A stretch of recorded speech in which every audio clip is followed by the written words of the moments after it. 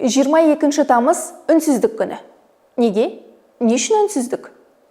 Я, көпшілік бұл қандай күн екенін мағынасын түсіне бермейді. Үнсіздік күні сайлаудың алдындағы соңғы күн. Яғни, кандидаттар да, партиялар да үгіт жүргізе алмайды. Неге?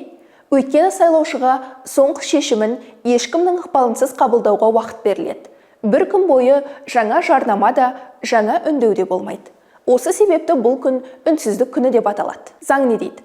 Қазақстан Республикасындағы сайлау туралы Конституциялық заңның 32 бабының 1 тармағына сәйкес дауыс беретін күні және одан бір күн бұрын кез келген сайлау алды үгіт жүргізуге тыйым салынады.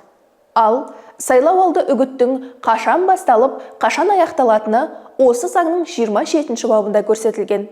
Үгіт кандидаттарды тіркеу аяқталғаннан кейін басталып, сайлау алдындағы күні жергілікті уақыт бойынша сағат 12:00-де тоқтайды. Қысқасы, бұл күн адамдар емес, сайлау үгіт үнсіз қалатын күн.